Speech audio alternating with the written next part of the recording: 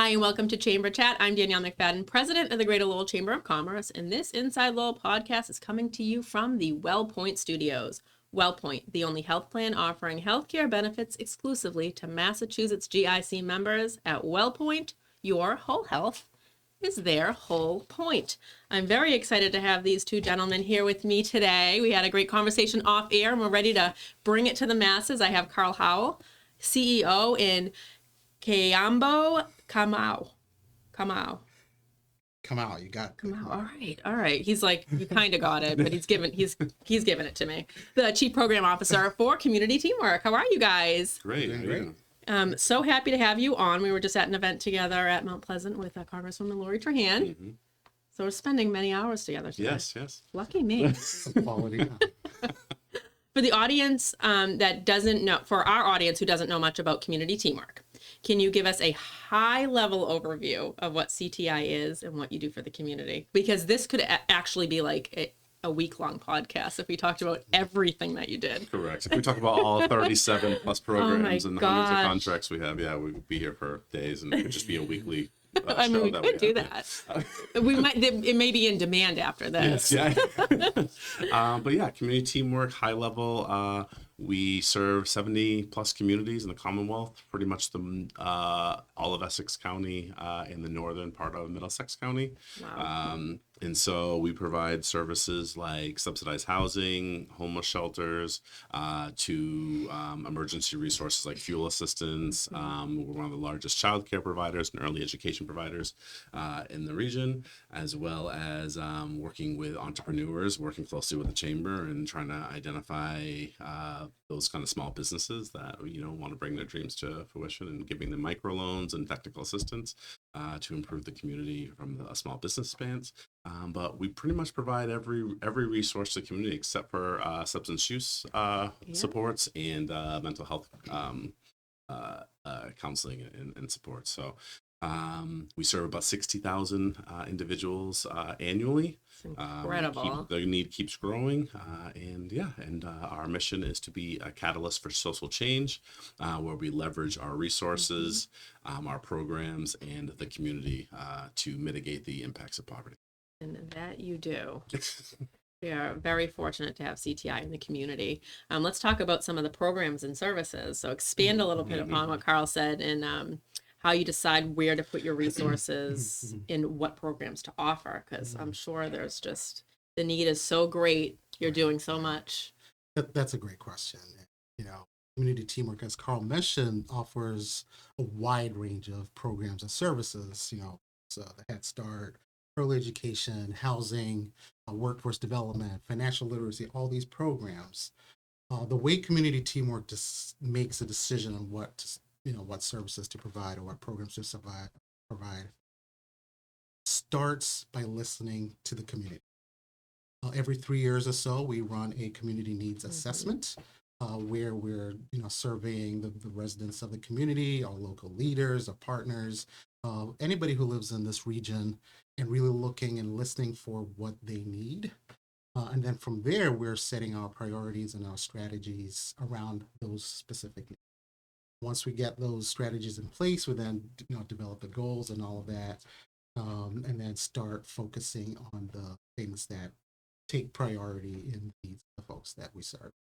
And that's a very comprehensive process. I've been involved in Yes. that several times in every 3 years. So you're really looking at how the community evolves And regularly. one of our using that process, one of the things that we've really jumped in to meet that need is the homelessness, which you've been a part of those kind of conversations. Yep. But working with the city, working with the state, working with the community, identified that homelessness was on the rise, that there's needs for some supportive housing, additional shelters, and we've leveraged those resources from the city as well as from the state to purchase a building that we're going to be opening in a year that's targeted towards a vulnerable population, specifically women who are experiencing housing instability. So that was directly correlated to our needs assessment and what the community is saying was needed. Well, that's exciting. I mean, it's too bad that there's a need for that, but exciting that you're finding a solution within our community. something like that. And the community needs assessment also is just it's been a great resource for, you know, the discussions over homelessness, and so many other different organizations look to that report to kind of get the pulse on the community. Right. Yeah. And we share that. It's we have a print, which is a big like encyclopedia if anyone loves kind of flipping through pages, but we also have a digital assessment that we share with elected officials, with municipalities, as well as other providers and community leaders to understand what's going on in the community and those kinds of things. Yeah, and you have, I mean, you're one of the biggest employers in the region, yeah, I think correct? we're around number 6 or 7. That's so we're definitely in the top 10 of largest employees. Yeah, and we have about I would say just shot under 700 employees. Wow, and involved in like there's such a robust nonprofit network within the Greater Lowell community. Correct. So yeah, let's talk about you. I mean, you've been at Community Teamwork for many well, you for many years. Yes. Can you talk a little bit about your history with the organization and how it was to take over as CEO? Yeah, I mean, as you said, I've been with the organization for going on 16 years now. 16, wow, yeah. That's great. You beat me. I've been at the chamber for 14. So Yeah, get 2 years on me. Yeah, but yeah, pretty much the majority of my career has been in the housing world and being kind of an expert in emergency shelters and supportive housing, and I'm managing a number of programs, whether it's our family shelters, our individual shelters, as well as our subsidized housing, so our housing choice vouchers or Massachusetts rental vouchers program, and kind of just have moved up through the ranks, and the transition has been amazing. It's been a dream to step into this role, being mentored by the great, Karen Frederick, who's been here was here for 47 years. So, learning from, one of the kind of legends in our community around human services has been a really helpful kind of transition to have her as a mentor. But the transition has been, definitely different than what I expected, with kind of changes in the administration and some of our programs being kind of under threat. But we're here to serve the community, and we'll continue to serve the community. And it's exciting times. Very exciting times. Yeah, and you've already gone through a lot during your tenure. Yes. But hopefully there's that like fountain of youth drink that Karen was drinking from sitting in that desk, because you just said it's 47 years, and I'm like, she must have started when she was 5. What brought you to Community Teamwork as the Chief Program Officer, and what has surprised you the most about Community Teamwork? Wow, another great question, especially what surprised me. Yeah. A lot has surprised me since I've been at Community Teamwork. But Should I leave the room? Well, I mean, you can listen after, but you might as well just hear it directly. No. It's actually 2 parts here. The first part, CTI has an incredible history, and an incredible mission. And the second part, I'll come back to the mission piece, but the second part, again, as we talked about earlier, Carl's leadership. We had some conversations before I came in, and just his clear vision of where he sees this mission going. So talking about the mission, being a catalyst for change, it's not just words. It's it's really in action. I see it every day.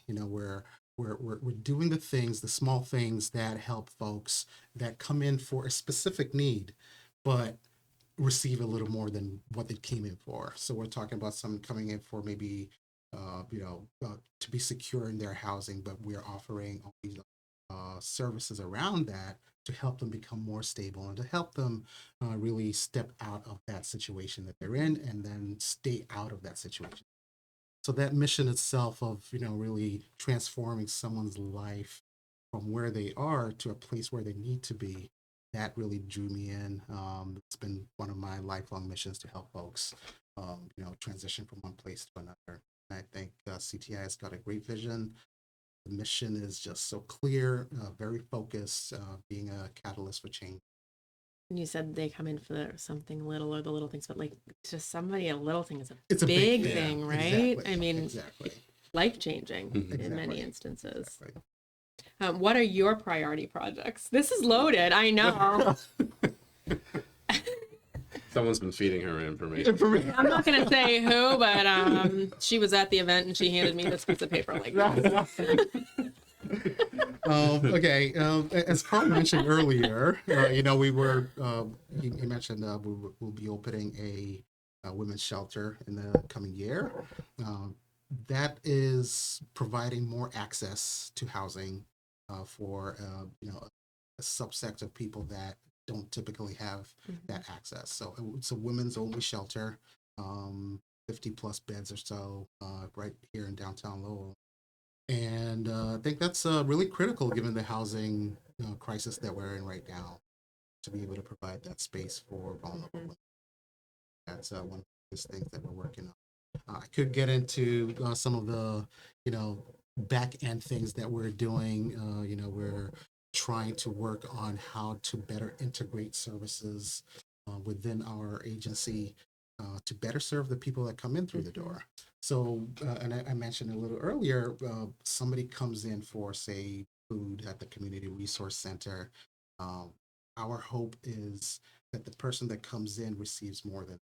So we're creating systems where our divisions and our internal programs are talking to each other to create a system that will encompass this person that comes in. That's amazing. And our data shows that, I mean, as I started in the beginning, I was talking about we have 37 different programs, right? Those aren't unduplicated services, right? And so individuals come through our front door and they need 5 of those programs to stabilize themselves or to thrive.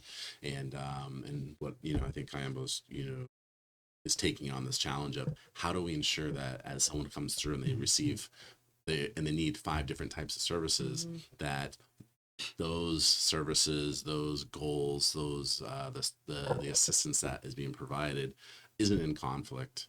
That those staff know that they're working together to support this individual or this household, and we're not kind of overburdening individuals who are already burdened, already traumatized, and mitigating that trauma response to actually support them.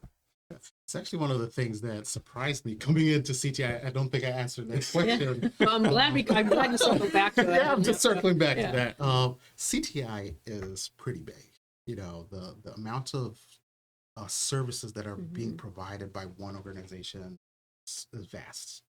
And because of that, you get these situations where you have little organizations within the big organization that each providing great services but not really talking to each other. Absolutely. So the sheer size of CTI, the amount of people that we serve in the region in the Greater Lowell region is pretty surprising. That's one thing that really took me by a little bit by surprise when I started working in CTI. I mean, you hear about wraparound services, but 36 programs, I mean, that's a lot of wrapping. Right. So to get everybody to talk and communicate and not to mention, you talked about overburdening the individuals coming in for services, but also the staff. Exactly. I mean, and that's one of the main components is ensuring that our staff know that if you're in childcare or early education and the family comes in a need, they understand like, oh, this service exists within the umbrella in this other building, other department. Absolutely. And I also know who that person is to make that warm connection and potentially not having to go on our website to find that out. Absolutely. Or just feeling like that there isn't a resource for that family. Yeah. That's it's so important. It's a big undertaking, but an important one, and you're gonna nail it. You got this. I think we got a great team. Really taking this on. That's great. We'll be good. Yeah, no doubt. What do you see as your biggest challenges in the year ahead, considering all the proposed cuts to federal spending, and what do the cuts mean for your organization, for Lowell, for Greater Lowell? Yeah. I mean, this may kind of pick up off of the conversation we just had with the Congresswoman, right? Is today is today's the 24th, is it? The 24th, the 25th. And hanging in the background is there going to be a potential federal shutdown next Wednesday, a week from today? And the impacts of that are scary, to be really blunt and honest. And community teamwork and other federally funded programs, that's it's programs for the city, that's other kind of entities like the Lowell Community Health Center and such that rely on federal funds to provide the assistance to the community, it's concerning that if there's a shutdown, that means that we will not receive funds, which can impact the meaning that programs ceased to operate. And depending on how long that can go, if it's 1 or 2 days, that's one thing. If I believe, I think Congresswoman said in her conversation to the community today that when she moved into the position, was she walked into the middle of the longest shutdown, which I believe was around 35 to 40 days. If we're seeing something like that, that's a completely different impact. That's impacts how Head Start. Families lose childcare. Families lose health care. Families lose lose other resources like fuel assistance to keep their keep their homes warm. Families lose. Exactly, they lose out. And the community loses out, and that really impacts the staff. That impacts the staff from I cannot provide a service that is a need. So there's a huge fear. You talk about us being one of the largest employers. That weighs into how we operate as an agency when there's no money coming in for an unpredictable period of time. Absolutely. And we know that people are coming through our front doors, and for us and other nonprofits and other entities in the city, the Greater Lowell area that rely on these funds to remain open and to provide an assistance. That's a scary feeling that potentially in a week, landlords aren't getting paid because housing choice vouchers funding is not coming through.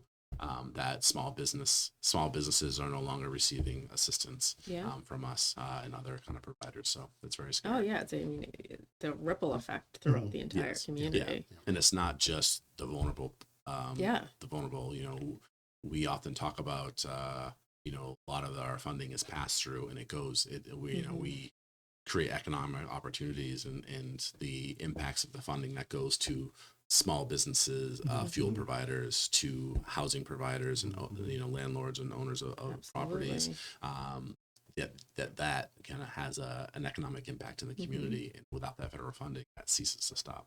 Yeah, and I'm sure staff morale too. If people are worried, they're worried about their jobs, they're worried about the people they serve. Exactly. They're just worried. So that's our biggest challenge now is huge. What's going on. That's outside of our control. That's at the congressional level and the administration. But beyond that is, really, it's layered in the same way as like the stabilization of the organization board with, these cuts that you kind of cuts and executive orders and various policy changes in how we implement them to ensure that we're still providing that assistance to the community, because our role is to ensure that the resources get to the community and meet the most vulnerable in our community. And that goes back to our community needs assessment. As a community action agency, the federal government is entrusting us to assess what the need is for this community and leverage those resources they provide. And so the challenge is to continue to advocate that those funds are needed, and they're efficiently distributed and not wastefully distributed, and to help families thrive. So it's a big undertaking. Yes. How do people access your services? I'm going to turn that one over to you. What the challenges that Carl just talked about, I think, makes it even more important that people know how to really access the help that they need.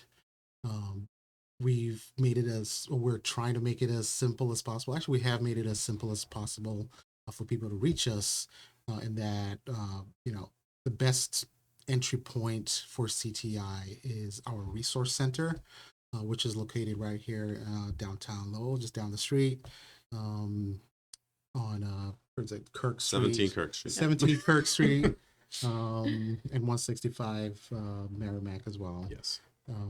It's really designed to be a one-stop hub where somebody can come in, talk to somebody, just have that conversation with, one of the staff, and a shout out to the staff that work there. Amazing people with really big hearts that will take people in and have that conversation.